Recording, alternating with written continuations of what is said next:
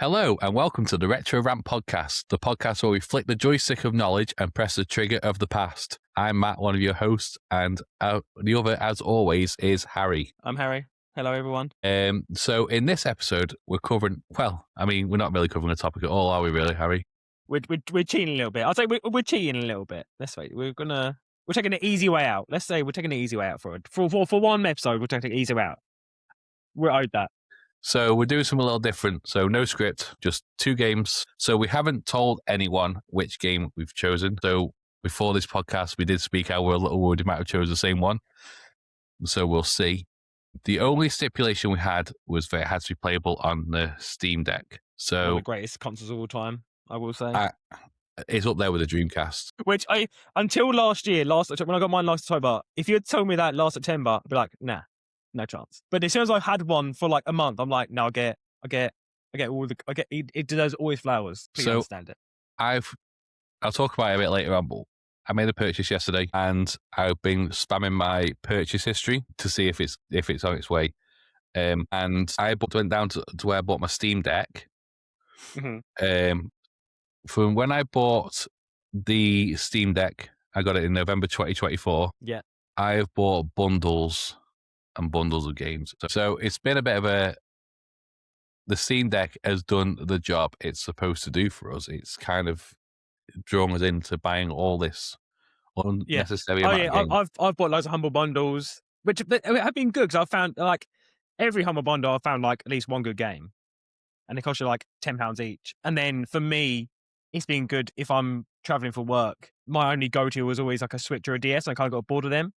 Whereas now, for the most of it, I was the game I'm going to talk about was one of the first games I played on the Steam Deck. And if it weren't that, I was just playing the emulator. I was playing PS2 games on the emulator. I played Metal Gear Solid.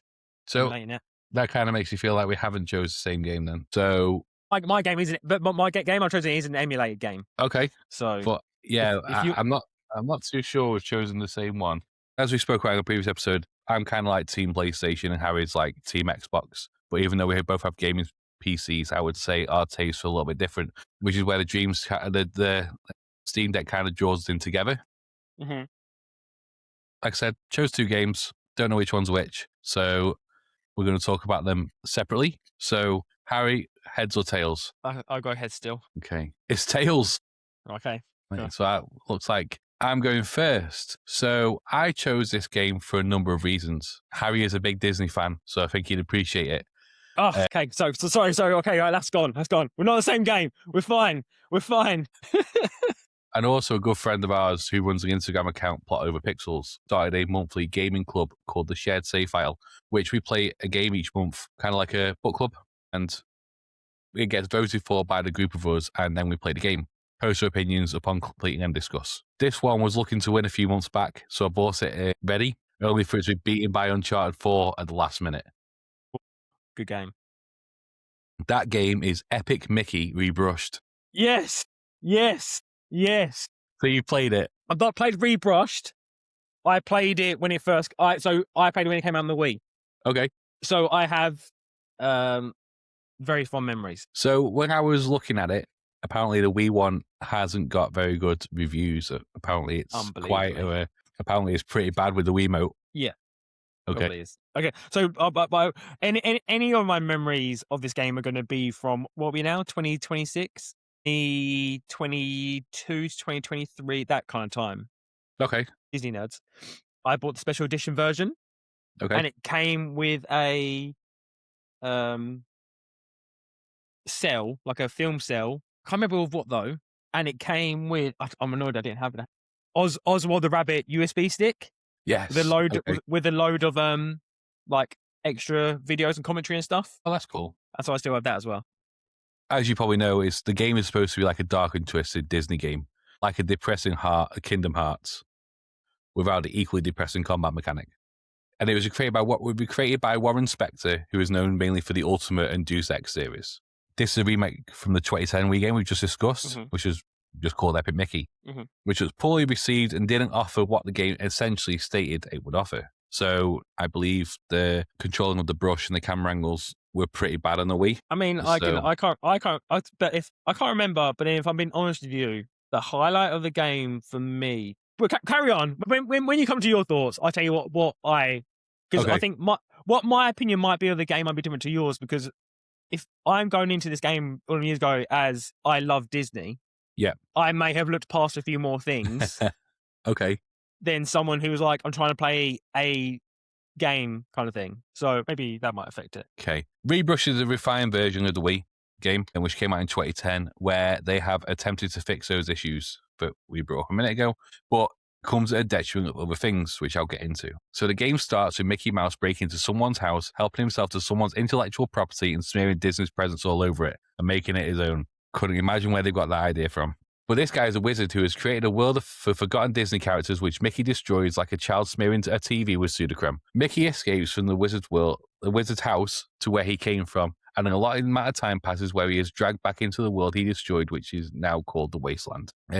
Mickey is then expected to fix what he destroyed, another ironic story arc by Disney. So what I did like about the plot, so I'll go there first, was that it helped bring in characters and settings from a period of Disney but so far back in time that they're almost forgotten.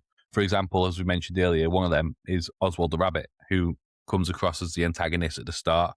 If you don't know Oswald the Lucky Rabbit is, he was the mascot for Disney prior to Mickey himself. Mickey was basically created to replace him. So Oswald comes across as bitter, jealous, and misguided due to this. So it's kind of a clear motive. Do you know why Oswald appeared in this game? Why at this point Oswald was allowed to appear in the game? I don't know. The whole thing with it was when Walt Disney first made Oswald, he was still working for Universal or something like that, and they basically owned the copyright to it, which is when he then went off and made Mickey Mouse. Okay. When this game came out, this was the first media to feature Oswald as a Disney person in a modern time, which was what made this game cool. Up until this point, no one had ever... Oswald hadn't been around for like 60 odd years. No one had heard of him. And it was the first time Disney made use of Oswald as in their modern day kind of Disney-ness. It's kind of come across as like there's a lot of Easter eggs for people who are like hardcore Disney. Yeah. Which is kind of probably why I didn't really take to it that well. So the game has a consequence mechanic, which is strange for Disney to allow, considering you're not playing with just Disney characters, you're playing with the Disney character. So you can essentially get Mickey to do stuff to the characters. Towards the start, you can either choose to collect treasure by opening the cage containing it, but this will send some guy flying over the walls at the level. But if you sacrifice the treasure, you save the guy. I chose to save the guy, expecting to be able to find a way back into the treasure, and you can't. And that seems to be like the motive throughout the whole game, so you either choose one or the other. One mission, you're asked by Little Pete to clear his name after his steamboat crashed into a property, which he claims wasn't his fault, which actually turns out Little Pete is telling the truth. You can either use the evidence to clear his name, or you can suppress it for your own gain. I think you can sell it, from what I remember. You can sell something to someone. So it's cool that they allow these consequences to follow you through the story, because he helps you defeat a boss later on if you help him. So the weapon of choice for Mickey is the paintbrush he used to destroy the world, versus loaded with paint and paint thinner. So you can erase paths, walls, and props to find objects, drop debris, and those blob bad guy things. You basically paint the floor back to keep progressing after they've dropped off. You can also use it on clocks to slow time down if the level needs you to, or you can turn on TVs to distract enemies.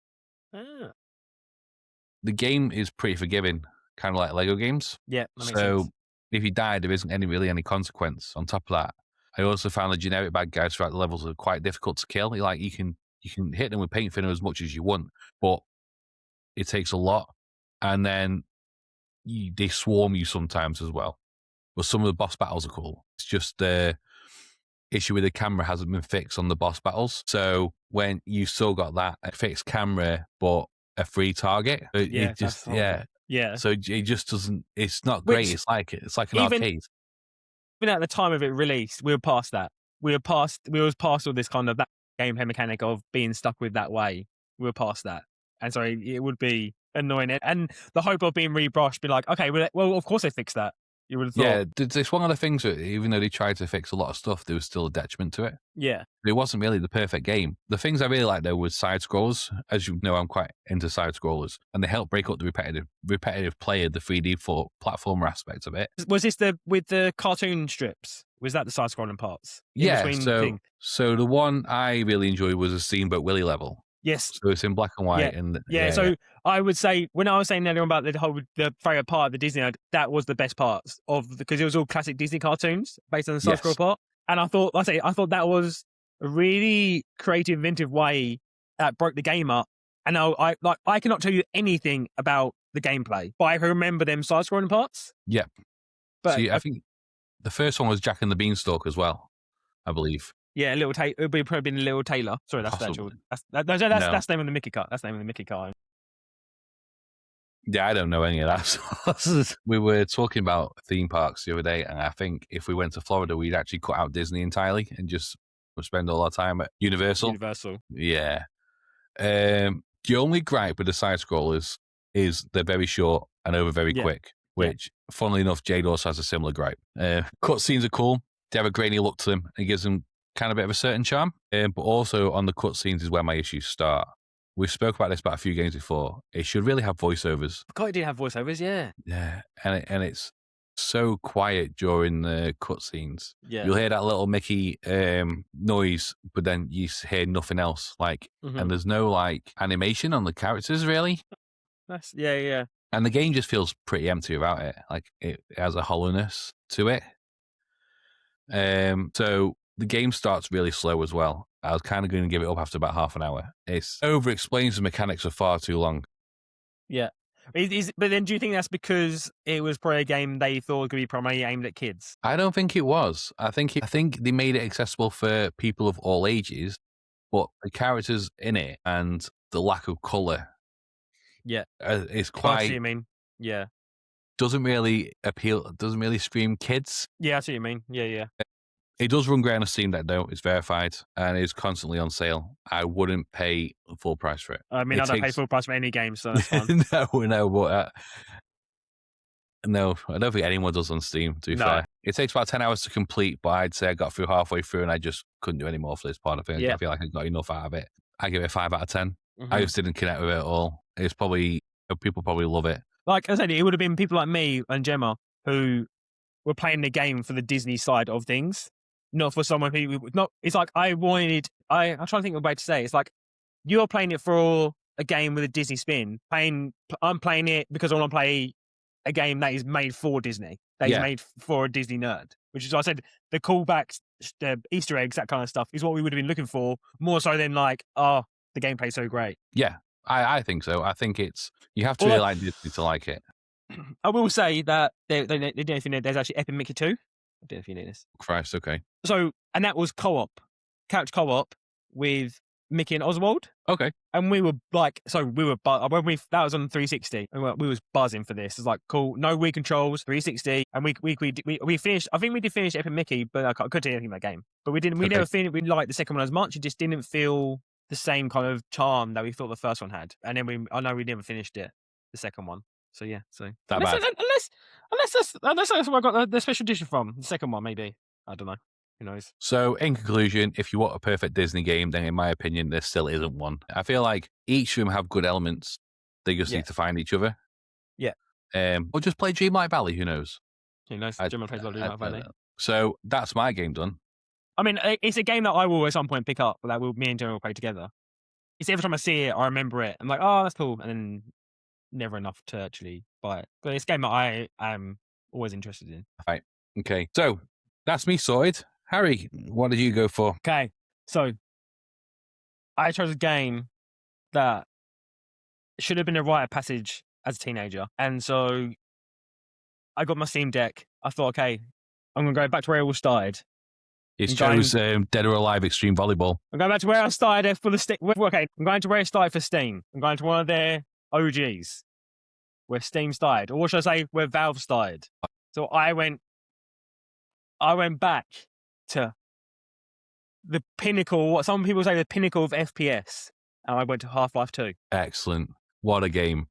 Still the benchmark for some tech tubers, that is, they use it for old builds.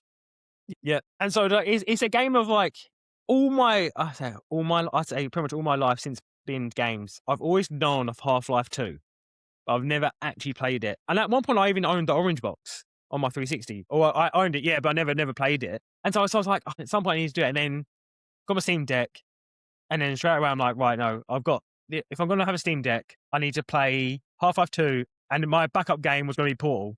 Okay. I played both of them now. So what did you play on the Orange Box then if you didn't play Half-Life 2? I didn't play anything at all with it. I just had it. I had it, and at some point, never played it, and then sold it. Made a bit of money on it. That was always good fun. So yeah, so then I can't remember how much I paid for it. It was a few quid. This was literally, it was either the first or one of the first few games I played on my Steam Deck. But just, in case you don't know what Half-Life 2, this is a game, when I looked at it, has a Metacritic score of 96 out of 100. At the time, like one place gave it 11 out of 10 because it was one of the best games ever. It won 39 Game of the Year awards, or named Game of the Decade. Basically, if most people were around his age and they had the best game of all time, they could, most of them probably would say Half-Life 2. So yeah, I can see it. But so the game was originally released in 2004, November 2004, and this was controversial. I learned all these things and do research for this. It was controversial because it was the first game that had signed up for Steam with it. And ever since Half-Life 2, obviously, all everyone's been saying is Half-Life 3, and everyone now is like, will Half-Life 3 come with Steam Machine? That's the big thing now. So for me, my only kind of, I guess my issue was that I'm still playing a game that is 22 years old. Well, at this point, 21 years old. And all I knew about this game was wait until you get the gravity gun. Wait until you get the gravity gun. The gravity gun, one of the best things in the whole thing. It's all you hear. So I was kind of like, okay, I started playing it, didn't really understand what's going on, didn't really explain the story very well. So I suddenly wake up, I'm in this place, everyone knows who I am, I have no idea any of these people. I've never played Half-Life 1, no idea what the story's going on. I was like, it's fine, it's a first-person shooter, I'll deal with that. Quite enjoyed there's a few different guns. Have you played Half-Life 2 then?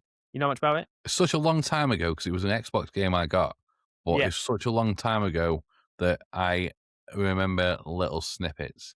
I wouldn't say I remember the game in full. Yeah. So the driving's I thought was horrible to try and drive. There's a few driving sections. I like snowmobile thing. There's where there's a buggy. It's just all horrible to drive. I'm not blaming the Steam Deck for that. I should point out, I should have pointed out, because I played really well and I had absolutely no issues on the Steam Deck. Apparently in 2022, they updated it with a new interface designed specifically for the Steam Deck. So they literally optimized the game that you buy from Steam for the Steam Deck. That's pretty cool. So, and then apparently on the 20th anniversary, in 2024, it actually was made free for a certain time. And it's improved not free graphics, anymore. Restored content. No, I didn't pay that. I didn't get free. Yeah. So it's nice that they can appreciate that this was like their what's the word? They haven't forgot where they came from. Yeah. Gabe knew where he came from. I would say, I think we'll probably do a Steam episode at some point, but Steam have never let go of their flagship games, Half-Life and Counter-Strike 2. Like Half-Life 2 and Counter-Strike 2 are played on a regular basis 20 odd years after they came out. Yeah. And they've always supported it, which is great. Yeah, which is great. So I think I looked just now. I think it took me just under 12 hours to finish the game, which I still think is a good amount of time to play for a game for. I think if you get more than that, I think it starts getting a bit. My adult life is a bit long now. No, I agree. I think apart from like the odd hero game, like Red Dead 2 or something, or GTAs, I think I only want to put 20 hours into a game now. Yeah. Any more than that, I just kind of like go off it. Yeah. And then the game itself, as I was playing it, I was like, it's not as amazing to me nowadays because I've played so much more newer things. But I can appreciate that 20 years ago, holy fuck, this must have been something else. Because like the different sections you had, the different guns, the different, like at one point, I can't remember what it's called now, is you get there's like these aliens, and you have I found it. Where is it? Oh yeah, a theropod. It's called Neon Guards. Okay. And you control the little spider things, and you can throw them, and that's what you use to attack, and they attack for you and stuff like that. I was like, to have a gun alongside the gravity gun, alongside using aliens, alongside having like there's a thing called Striders, which are like War of the World style machines. Yes, taking them down with missiles. And like Yeah. this is all still in one game. And at the time, I guess the only thing I would compare it to would have been Halo. And Halo for me was a thing that revolutionized first-person shooting, which I think in strictly multiplayer times, I think Halo revolutionized multiplayer first-person shooting. Yeah. This But I came can out see, around the same time as Halo yeah, 2, same time, right? yeah. And so seeing this, I'm like I said, and then the effects of it and the gameplay shifting that you have in it, Halo Yeah. wouldn't have touched for the time. I can't tell you much about this. It's like I can't tell you much about the story because my current thing now is I write a lot of notes down on my games. This is Okay. like no, I write I do things, but this is before I did that. I died a lot. This was I thought it was a hard game. It is a hard game, and yeah, look, and I think in my head, this is Halo era. So I'm like, so I must be Master Chief. And Master Chief just mows down people and I have regenerative shields. Neither of those things are true in this game. No. This was a game where I really don't know how to explain it, but you don't really get given much. You are given your life and you're given a limited amount of resources. Yeah. And you just need to grow over the game. Whereas like Halo, you're given your shields. You pretty much got some of the best guns already. Yeah, you're given everything. Yeah. So this game's a bit of a grinder, as it were. So quite like that. Driving sucked. So again, the main thing I've ever heard anyone talk about this game is the gravity gun. The gravity gun was ahead of its time. It was the best thing about the thing. It's still so much fun now. But I don't know if you remember. So when you first get the gravity gun, because I even had to. I was looking online like, am I getting this right? Because when you first get the gravity gun, you use it for moving puzzles and clearing obstacles. That's what you use it for. And I'm like, okay, well that is that it? I was like, this doesn't seem that amazing. But then what happens is towards the end of the game, it gets powered up. Yeah, and you kind of blow people into oblivion, don't you? Exactly, yeah. So it ups a little bit because you get like, I don't know, there's like a kind of area we go through, and it's got, I don't know, I can't remember, almost like zombies. And you have a saw blade, and you can pick up a saw blade and fire the saw blade. That's like in a wooden hut when you've got like planks going across doors. Yes. There's one, and that's where you can get a saw blade with the gravity gun and fire a saw and chop them in half and stuff like that. Yes. And I was like, okay, well that is pretty fun. That was pretty rad. So I was like, okay, that got me something. But yes, and then near the end, you go through something else, and you lose all your weapons, but it powers up the gravity gun. And that's when I'm getting these people and firing them across the screen. I'm like, okay, we have arrived. I understand it. I take everything I thought back about the gravity gun. That was fun. That was all I needed from a game. And then I've done that. I was like, okay, I get it now. I can understand that. The gravity gun, a lot of fun. All the shooting part of it was fun. It was difficult enough, but not in a way that made me stop playing. It was in a way of, I need to just get good. It entices you in. So some games could be a bit too difficult and you're like, I don't want to play this anymore. Yeah. Or this one, like, you're good enough to get there. Yeah. And I could see what I was doing wrong. I'm like, oh, this is just me trying to think I'm playing Halo. And not really. So yeah, so it's kind of like, it kind of reminds me, so I played Metal Gear Solid for the first time last year as well. Okay. On the Steam Deck. And it's that thing of, same with that, in the idea of, I get it now. I'd never had it before, but now I get it. I understand why everyone says this is like a masterpiece. I understand why people still are asking for Half-Life 3. I understand how this still holds up mostly to today. I love the fact people are still going about Half-Life 3 like Half-Life Alyx doesn't exist. Yeah, Half-Life Alyx. There was 2 extra bits. Half-Life Alyx. That was episode 1 and episode 2. That was 2006, 2007. I haven't played them. They do come as part of the thing I bought as well. There's a VR version of Half-Life Alyx, which is meant to be pretty poor. Yeah, I did read about that, but then, not many people, play a prequel. But then apparently that kind of retconned one of the thing that happens in episode 2. So I haven't played it. This is me reading the thing that I've got. No, it's got. I haven't done it myself. So a bit of a knowledge nugget is this game was actually like being made in the 90s and it was given an unlimited budget. I think 1999, and Gabe gave them an unlimited budget because it was a passion project of his. Yeah. So he wanted the best first-person shooter money could buy, and I think it's pretty much so he could play it. Yeah. It would not surprise me. That sounds very right, yeah. So I've got it that it lasted, development was 5 years, which is what would stick with what you said, and it cost $40 million, which in 2004 is a lot of money for a game. I know because I looked at GTA 4, I started playing GTA 4, that cost $10 million. That was GTA 4. And then for a game that released after this for the 360 and PS3, you're saying a game before then cost 4 times that amount. Yeah. Ridiculous. And this is when Steam wasn't like... Steam wasn't Steam. The juggernaut it is now. No, they would just throw money at it for fun because they had their money. So what would you give it out of 10? I'd have to give it 10 out of 10. I couldn't not. I couldn't be like, I believe Halo and Halo 2 are 10 out of 10 games. Not without their flaws, but for what they did for Xbox and for the genre. Yeah. So I can't be like, this is as good and it does things better. So that was my next question to you was, how would you stack it up? If you were 13 now and you had Halo 2 and Half-Life 2, which one would you have preferred? 13-year-old me would play Halo 2. Okay. Because 30-year-old me was beating his friends at Halo 2. Okay. So that is literally why. That is why. Well, if you compare the two campaigns, it's difficult because my problem is what I said is I've got too much nostalgia for Halo, so much nostalgia. So I couldn't give you a fair reading because technically this is the better campaign, technically. But then can I beat a feeling of in Halo 2 when you get a tank and you shoot down a phantom for the first time? I don't know. Them things might mean nothing to you. I don't know. I've tried to play the campaign. It's too far gone now.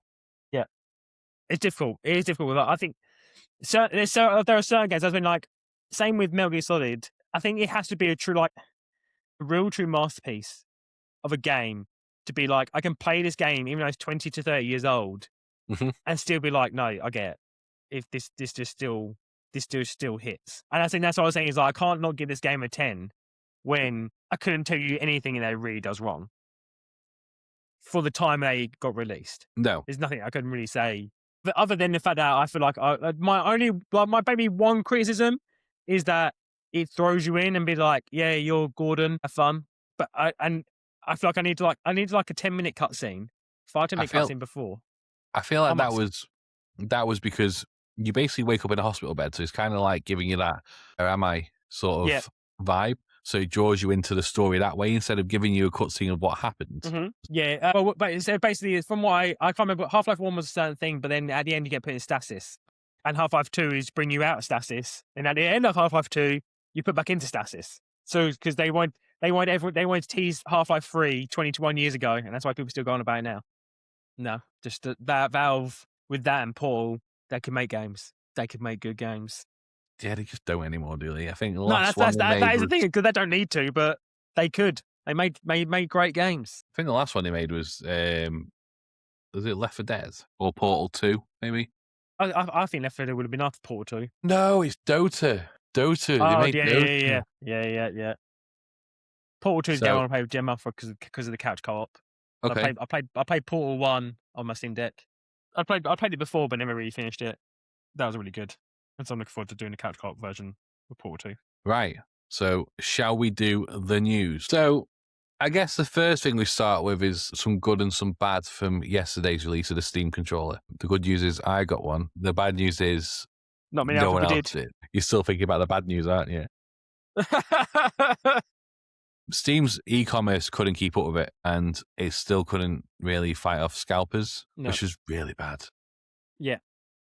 If you got there should be some sort of, I don't know how Steam could do it because I don't think it's fair they stop people from buying it, but maybe the account should be a little bit older than like 30 days before you can buy something. Yeah, so, like you would think Steam, or if Steam had gone, if you've got like if you've got an account that's over a year old, 2 years old, we're giving you priority access on this first 2 days or whatever it was, and then after that anyone could buy them. But at least for the first 2 days, you wouldn't have that. I mean, scalpers would still have accounts of that age, but at least it wouldn't be as bad as it has.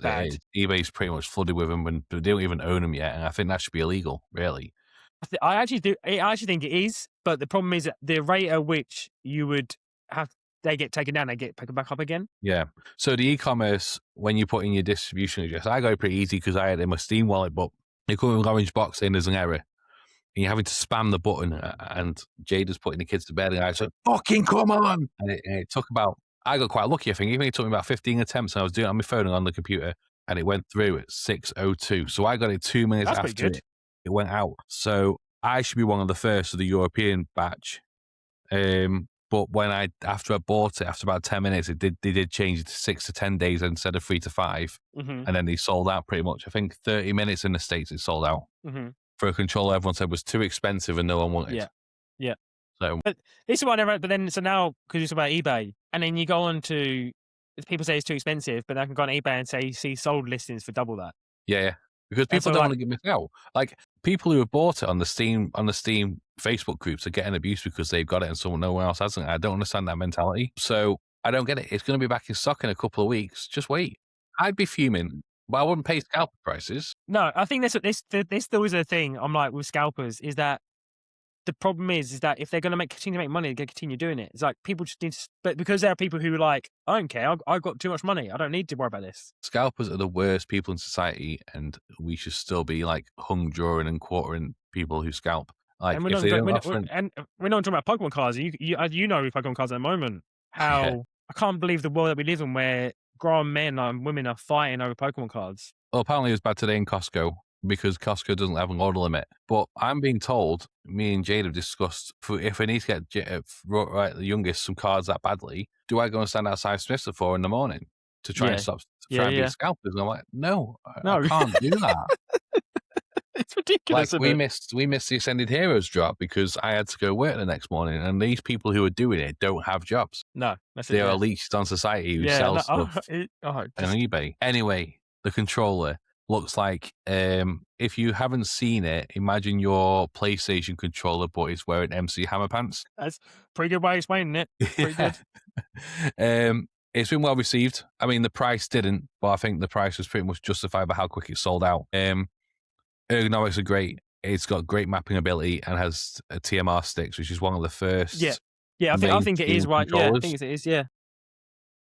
And I think the reason I got it, and I think other people might see it as the same as well, is it might stop them from getting a Steam machine because once you've got the controller and you plug a PC to your TV, what would be the point of getting a Steam machine, which would be less capacity? So I've got quite a high spec PC. It's right next to my TV now, and I can press the Steam controller. Yeah. I can press the Steam button on the Steam controller, and it opens up Steam Big Picture mode. So that's mapped into the controller already. So why would I need to go and buy a Steam machine now? Yeah. Which might be, it's great for Steam because they've sold all these controllers, but then what's it going to be like when they come to the Steam machine and they're trying to sell the Steam machine and the controller bundle? Because not many people who are PC gamers are going to want that anyway. No. And it's also remembering, like, with me and and the Steam Deck, I have a cheap dock that plugs into a TV. Yeah. And so depending on the kind of games that you're playing, if you're not playing the newest AAA games, anything probably older than 5 years old, it'll probably play fine.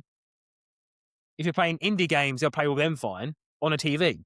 So if you've got a Steam controller and a Steam Deck, depending on your play style, like you said, that will probably be enough for you anyway. So that's getting better now as well because my Xbox Ally X has an additional chip in it, which is for AI. Mm-hmm. It does auto super resolution when it's docked. And then some of these handhelds, regardless if they cost $3 or $4, have got like the like Halo chips in them. They're like ridiculously fast. So if you're going to try and fog someone off with something that's 4 years old now, graphics wise, I mean, when it was due to be released, it probably would have done all right at the money it was going to be. But if they're going to be charging more than that, and now they brought out the controller, I just don't see it being a viable thing now. I'm really worried it's going to bite them on their ass. What they have said now, though, is that the Steam Deck 2 is in production. So we'll see how that goes. I think the only way the Steam machine, I think the problem with the Steam machine now is that I think part of the issue is all the RAM prices and all the AI issues, because I feel like they could have took a hit and been just a cheap, because I think like they need to go in with like a Series S or cheaper than a PS5 like Slim digital edition. You have to remember still, it's still a PC, so what's to say they heavily subsidize it, hoping people buy games on Steam at a 30% royalty?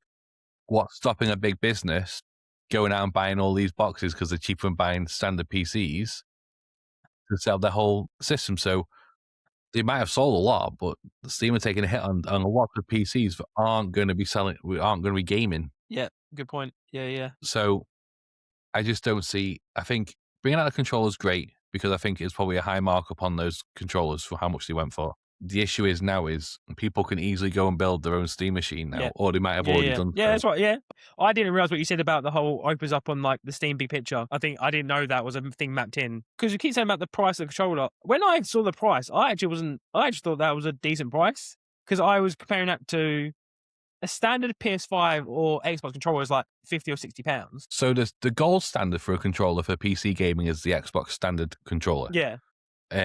I've come to a point now where I actually prefer this over a DualSense now. Mm-hmm. I just feel like it's nicer to hold. Mm-hmm. That is the standard. They're $60, Yeah. or you can get them cheaper in the sale because I'm pretty sure the white ones and the other colorways go for a lot less than the black one. Yeah, they do. Black one. Yeah. But because it's got mapping buttons and it's easy to map, I compare it more to an Elite.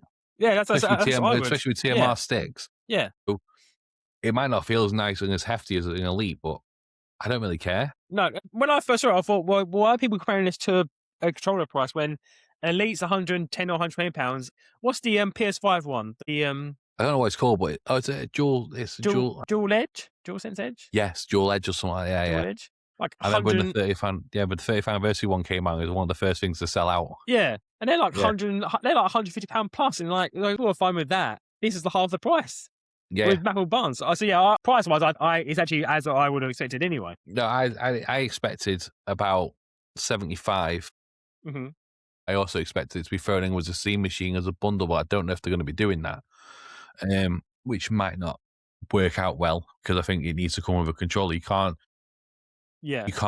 bag it as a PC and then you got to buy peripherals on top like you would do a PC. I think it has to be sold as a console. I think I know. Yeah, especially in the way of they're trying to make it more of a console PC. Like I say, buy a TV PC. You're then having to buy, because I said if you buy them and the Steam controller's not in stock, what do? Do you not buy a Steam controller? Do you not buy? Do you just buy an Xbox controller? Yeah. And that small amount of friction will stop people buying it. The things I would now, if I was Steam, I'd look at how e-commerce reacted to the high level of traffic. Because that's the second time that's happened to me now. Yeah. That's happened to me for the controller and the game. When I was looking at doing the news brief stuff, I was thinking of the game. I can't remember what it was, but it kept like doing the orange box on me then. So if they're going to be selling more hardware, they need to look at that. Yeah. Also, I've read a few reports that there's big warehouse shipments going to their distribution centers at the moment outside of the controller, which could mean the Steam machine is maybe like getting stocked up, ready to launch. Yeah. Ooh. I don't know. That it might not be, but that might be the next one. Maybe they've got enough now to really push it out. I'm kind of concerned about the price.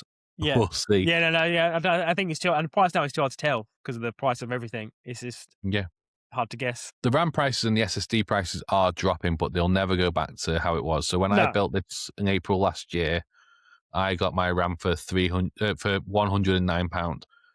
At the moment, the same sticks because they keep offering it. Amazon keep offering when they put something up for an inflated price, and then they put it on sale. The 32 gigabytes of DDR5 Corsair Vengeance at the moment is 349 quid.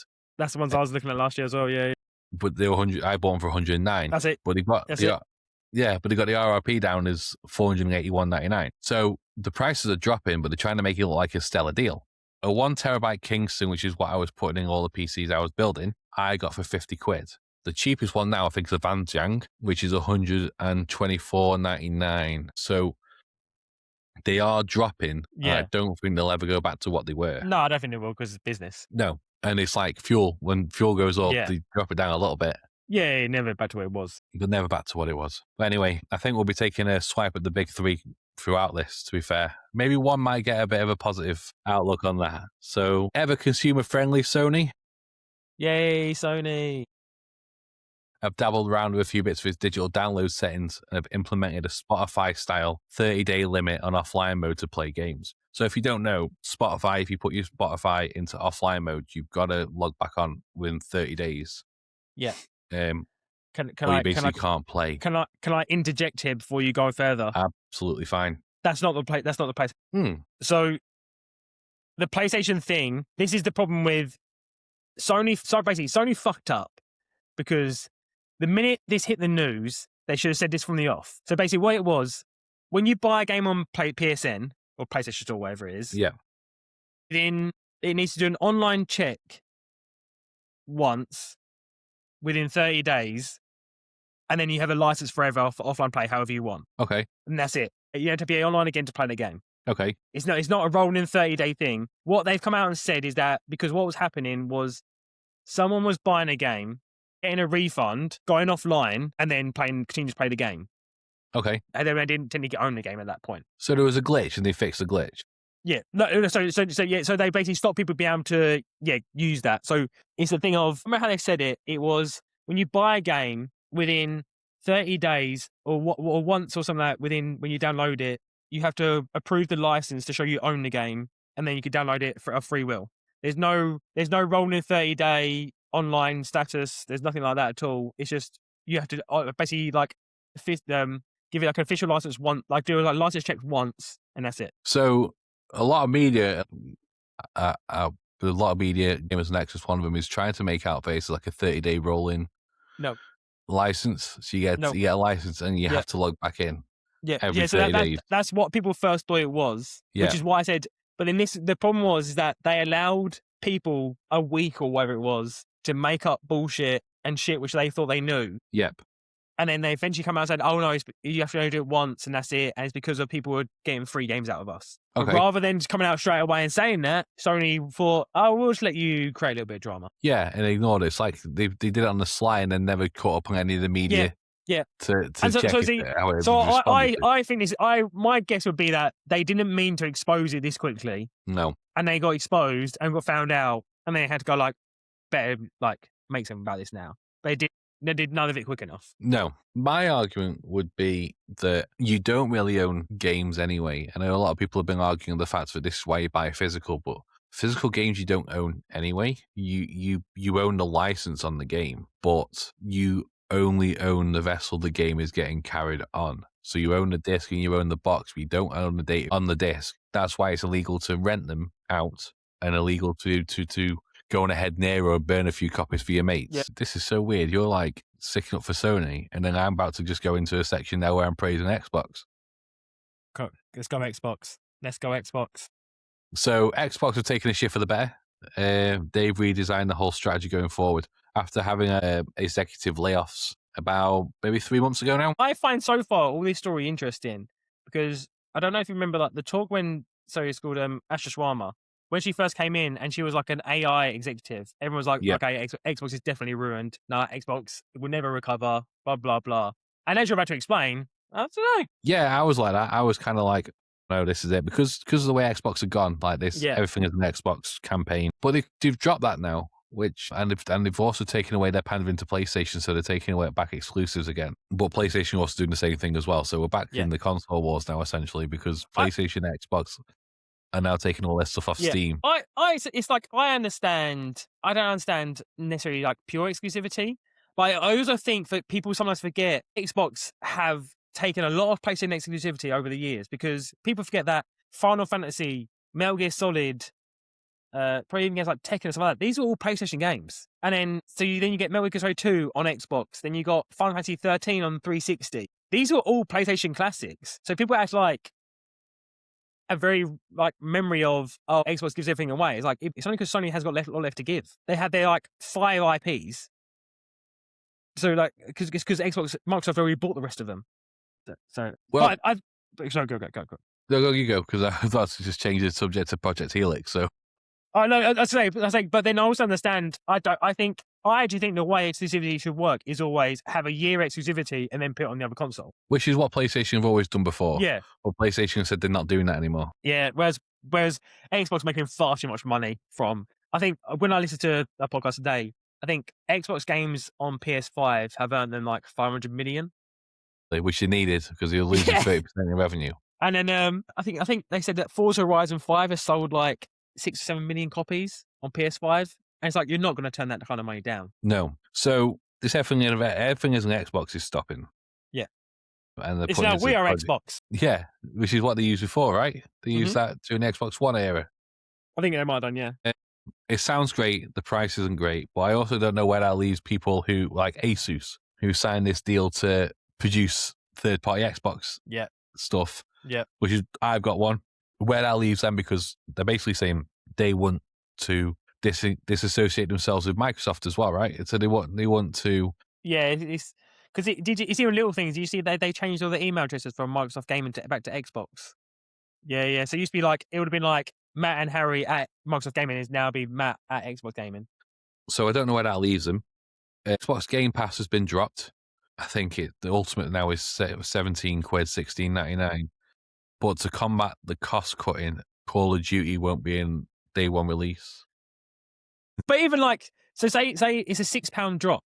So a £6 drop, over 12 months is £72. So even if you wanted that one new COD game a year, Yeah. you're still only paying the same price you did before. And I would say for a lot of people, apparently for both of us, I don't care about COD. Makes no odds to me about COD. There's so many. I am essentially only Xbox Ultimate at the moment, just for Forza Horizon 6 and Fable. Like, I would have cancelled it if they weren't coming forward. I don't know who's still playing Call of Duty nowadays. Apparently, most people are. But I'm almost guessing that if you're playing Call of Duty, you're probably not playing many other games. I don't know how hardcore Call of Duty players still are. But I don't know if then people, if they're not the people buying Game Pass, and Game Pass people aren't playing COD, everyone wins here. Esports is a different kettle of fish. And I've seen a few people arguing on threads about you're not really a gamer if you play esports exclusively. That's a bit unfair. I mean, I get it, but it's not fair. Because I can't say that and be like, if you play Roblox or Fortnite, you're not a gamer. But then I don't know how bad that. I think if you play Roblox, you're a paedophile, aren't you? You're if you're not playing Roblox, mm-hmm. if you play Fortnite, you play the finals, you play Call of Duty, you play what's the other one people play?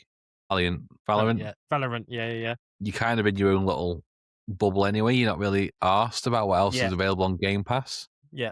I think for me, if a review was good for a campaign for Call of Duty, I'd play through the campaign and I'd bin it off. So I'm not willing to pay 60, 70 quid for it. No. Just for that 8 hours. So Game Pass works okay for me, but I am very much in the minority in that sense. I know I am. Because Call of Duty is not about the campaign, hence why the campaigns have got worse every year. Yeah. So I'm okay with it as long as games like Forza 6 and Fable are being produced for it. And then obviously they've got away from they've gone back to the old logo as well. So they've gone back to the green and black, which green, black, cool. Yeah, it's great. Bring me a crystal Xbox, please. And then I'll be happy. I say I have a Series S and I think that's a great little console. That was good when it came out. That was a good introduction to Xbox. The consoles were getting more pricey, so they went, let's bring out one that doesn't offer the same amount as an X. No, it doesn't. No, it's right, yeah. But is affordable for the parents. Yeah. And that was great. And people now are modding them, by the way. People are now. You can do the Microsoft developer mode, and then you can do that. Not forgetting that my Series S will play Forza Horizon 6, will play Fable, will play GTA 6 at release. So someone who doesn't want to play. No. It's not as good as it would on the X, which is fine. If you don't want that, then. I think a Series S is now 300 quid. I think the cheapest PS5 is now 450. So it's kind of, so I feel like people knock on the Series S, but it's like, but it will play any game. You could have access to Game Pass, which I think if you are, depending on who you are, £70 a month isn't a lot of money. Price of less than one game a month, and you get access to a whole library. I don't know. I just think Series S is if second to a Steam Deck. Steam Deck, if I was recommending one new console to someone, I'd say Steam Deck. If not, it'd be a Series S. Well, I'm buying a PS5 Pro just for GTA 6. Yeah, I've seen a lot of people doing that. Yeah, because I want the higher fidelity, which is really, really sad. Finally, March and April saw the start of the massive game releases happening throughout this year. Like 2025 was not a good year for gaming, I would say, but 2026 is surely making up for it. So March saw Crimson Desert, Pocopia, and Pragmata being the main ones. March and April. But there's also remember, even if you stand aside from them kind of ones, you still had stuff like Slay the Spire 2, even things like WWE 2K26. But it's that thing of the Planet of Lana 2 Marathon came out. Yeah. How many games that's literally, and obviously Resident Evil Requiem came out literally 27th of February, just at the end of February. How there's been so many games, as I said already. And they said April. And then, April. I mean, Crimson Desert didn't really come out till April, just for the fact it needed 30 to 40 gig patches to improve quality of life for about 3 weeks of its life. It's a fantastic game, but there's just too much detail. It's overwhelming, so kind of like binned it off for now. Pragmata is pretty much the only one and Pocopia was the pretty ones that will come out swinging. Samsung was one I really wanted to really work out for, but again, that's not come out fully finished. No. Which I was gutted about because it's the same people who made Mad Max. Yeah. And then this year you've got Forza Horizon 6, a sporadic amount of Nintendo games, so like Yoshi and the Mysterious Book, and then 007 First Light, which looks fucking incredible. I'm excited for that. Because I listened to a podcast called the Back Page Pod. Okay. And one of the, I was listening, they do like a what we've been playing podcast, and they're talking about First Light. I will say I have very little interest in First Light, purely from not interested in 007 or not interested in nothing James Bond. But I can understand why the hype is there. So from what I've seen on the IGN reviews, is they're taking it away from the movies and they are steering towards the books and making nods towards Ian Fleming's writings. At the beginning, in Ian Fleming's books, they talk about James Bond having a scar across his face. Yeah. And the opening scene shows how he got that scar in the game. But you don't ever acknowledge that or show it in the movies. Right, got ya. Because he has to be this perfect, well-chiseled, perfect guy. So he doesn't have any scars, doesn't have any bullet wounds. Yeah. And the last 007 game was Legends, and that was terrible. Yeah, I don't remember that. No, it was a very bad game. So it's been a long time since we got a James Bond game. I think IO have done a very good job in showcasing it, and it looks very good. I'm just hoping it comes out running right. If you want to talk about games that I'm interested in, the biggest game for me this month is the new Lego Batman, the Lego Batman Legacy of the Dark Knight. That is as a people who kind of push catch co-op. To me, this is the Lego Batman X Arkham, where from what I've seen, the combat is a bit more free-flowing combat. So I'm looking forward to that. Because the last Lego game we played was we started playing Lego Horizon, and that was a bit sucky. Yeah. But we might finish it. Horizon is a game that I never really got into, to be honest. I couldn't get into it. Horizon, the games I love. Absolutely love. I played the first one twice. I played Forbidden West. But the Lego game just weren't it. Yeah, I mean, Lego games are hit and miss, aren't they? Anyway, that's mine. Anything of you? For releases, other than that, there's a game called Schrodinger's Cat Burglar, which Jimmy showed me, which is... a couch co-op game where you play as a cat and that can split into two and do puzzles. So, I mean, we might get that as well. Subnautica 2 early access starts May after the troubles that they've had with the different management and stuff. That might be interesting. See if that comes out in any good state.